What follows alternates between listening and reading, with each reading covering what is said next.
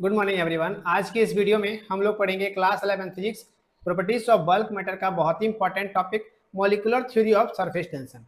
तो molecular theory of surface tension क्या होता है, इस टॉपिक के बारे में आज हम लोग डिटेल पढ़ने वाले हैं। तो सबसे पहले हम समझते हैं कि मॉलिक्यूलर थ्योरी को लाने के पीछे मकसद क्या है। तो यहाँ पर आप जैसा कि देख सकते हैं, ये कंटेनर है। इस कंटेनर में आपका लिक्विड फिल है ना, लिक्विड भरा हुआ है। तो इसका जो अंदर का पार्ट का, इंटीरियर का पार्ट का जो मॉलिक्यूल्स होगा, वो किस तरह के फोर्स का एहसास करेगा ये समझेंगे। और साथ ही साथ इसके सरफेस पर जो लिक्विड का मॉलिक्यूल्स होगा वो किस तरह के फोर्स का एहसास करेगा, इस टॉपिक के बारे में ये हम लोग समझने वाले हैं। ठीक है, तो molecular theory of surface tension basically आपको बताता है कि किस जगह पर जो लिक्विड का जो मॉलिक्यूल्स है वो कम फोर्स या फिर ज़्यादा फोर्स एहसास करता है, महसूस करता है। ठीक है, तो सबसे पहले आप यहाँ पर देख सकते हैं कि इसका जो इंटीरियर सरफेस में है, तो जब इनर सरफेस पर होगा तो वहाँ पर जो होगा बैलेंस फोर्स होगा। बैलेंस फोर्स क्यों होगा? क्योंकि इसको हर एक डायरेक्शन में, देखिए यहाँ पर अब जो दो मॉलिक्यूल्स आपको दिख रहे हैं, यहाँ पर जो दो मॉलिक्यूल्स है, ये दोनों मॉलिक्यूल्स आपस में सेम फोर्स का एहसास करेंगे, क्योंकि इसमें जो नेट फोर्स लग रहा है वो जीरो लग रहा है। क्यों? क्योंकि हर एक डायरेक्शन में इसमें फोर्स जो है इक्वल ही लग रहा है, हर एक डायरेक्शन से। कोई ये नहीं है कि किसी से कम लग रहा है, किसी में ज्यादा लग रहा है। तो इसका इंटीरियर पार्ट में हमेशा आपको बैलेंस फोर्स देखने को मिलता है, जिसका नेट फोर्स क्या होता है, जीरो होता है। तो कभी भी आपको एग्जाम में ऑब्जेक्टिव क्वेश्चन पूछा जाए कि इनसाइड द लिक्विड, तो फोर्स इनसाइड लिक्विड के अंदर में जो फोर्स होता है वो कितना होता है, नेट फोर्स कितना होता है, वो जीरो होता है। ठीक है, ये आप लोग याद रखोगे। अब हम बात करेंगे इसके अपर सरफेस का। अपर सरफेस मतलब इसके यहाँ पर ये जो इसका सरफेस एरिया है, यहाँ पर आप देख सकते हैं लिक्विड का जो सरफेस है, वो लिक्विड का सरफेस आपको हमेशा इस तरह के वेव के टाइप पे दिखाई देता है। ऐसा क्यों कारण है? ऐसा कारण ये है कि यहाँ पर जो मॉलिक्यूल्स होगा इसका नेट फोर्स जीरो नहीं होगा। यहाँ पर क्योंकि एयर जो है वो एयर फोर्स ऊपर की ओर लग रहा होता है, और जो ये मॉलिक्यूल्स होता है जो इसके सरफेस पर होता है, वो चाहता है कि इसके इंटीरियर पार्ट में या फिर इनर पार्ट में जाकर के हम बैठ जाए। तो यहाँ पर क्या हो रहा है, अनबैलेंस फोर्स। ये बैलेंस नहीं है, ये अनबैलेंस फोर्स है ना। यहाँ पर फोर्स जो है वो बैलेंस नहीं है, जिसके कारण यहाँ पर आपको हमेशा वेव जैसा आपको दिखाई देता है। तो कभी भी आप लिक्विड के ये जो ऊपरला सरफेस है, लिक्विड का जो सरफेस है, वहां पर आप देखोगे तो हमेशा आपको वेव के जैसा आपको दिखाई देगा।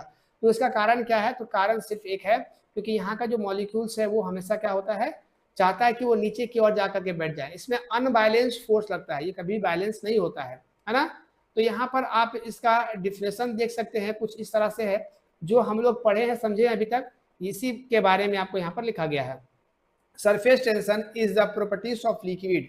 ये सरफेस टेंशन जो है, उसके सरफेस में जो टेंशन होता है वो एक तरह का प्रॉपर्टी होता है लिक्विड का, by which its free surface behave like a stretch electric membrane and tends to have minimum surface area. इसके जो कम से कम सरफेस एरिया में आपको इस तरह का जो फोर्स है या फिर अनबैलेंस फोर्स है वो आपको देखने को मिलता है। तो इसका ये डिफिनेशन हो जाएगा। और यहाँ पर आपको हमेशा एक चीज जो आपको ऑब्जेक्टिव क्वेश्चंस में पूछा जाता है, आप यहाँ पर देख सकते हैं, इनसाइड द लिक्विड, लिक्विड के अंदर में balance force, balance net force zero. इसके इनसाइड में, अंदर साइड में जो फोर्स होता है वो बैलेंस होता है, जिससे इसका नेट फोर्स जो होता है वो जीरो होता है। अब ऑन द सरफेस, सरफेस के ऊपर में, लिक्विड के सरफेस में force unbalance net inward force, इसमें कुछ फोर्स होगा, है ना। कभी भी ये इसका जो मॉलिक्यूल्स होता है उसमें हमेशा अनबैलेंस फोर्स लगते रहता है एयर प्रेशर के कारण। ठीक है, तो यहाँ पर ये कभी भी आपका नेट फोर्स जो है वो जीरो नहीं होगा, कुछ ना कुछ हमेशा लगते रहेगा। इसके कारण आपको वेव जो दिखाई देता है पानी के ऊपरी हिस्से में, वो आपको दिखाई देता है।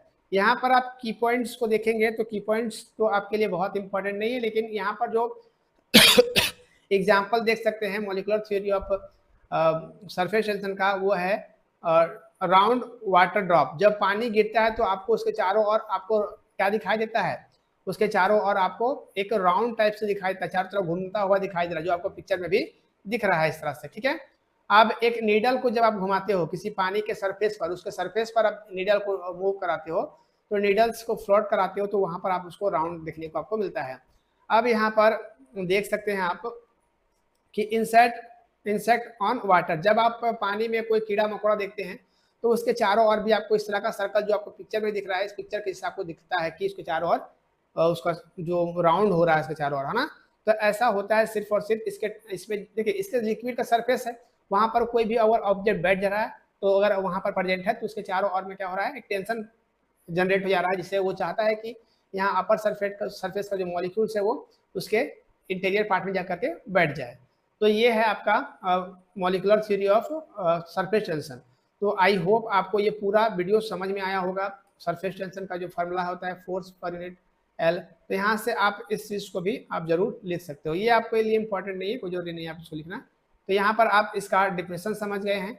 आपको किसी भी तरह का दिक्कत होता है आप लोग बेझिझक कमेंट कर सकते हो, और इस तरह का अपडेट्स, इस तरह कंटेंट मेरे चैनल पर रेगुलर आपको अपडेट देखने को मिलता है, इसलिए आप जरूर मेरे चैनल को सब्सक्राइब करेंगे और वीडियो को जितना हो सके अपने दोस्तों के साथ शेयर करेंगे, ताकि वो भी मेरे साथ जुड़ करके बेहतर से बेहतर तरीके से फिजिक्स पढ़ सकेंगे, सीख सकेंगे।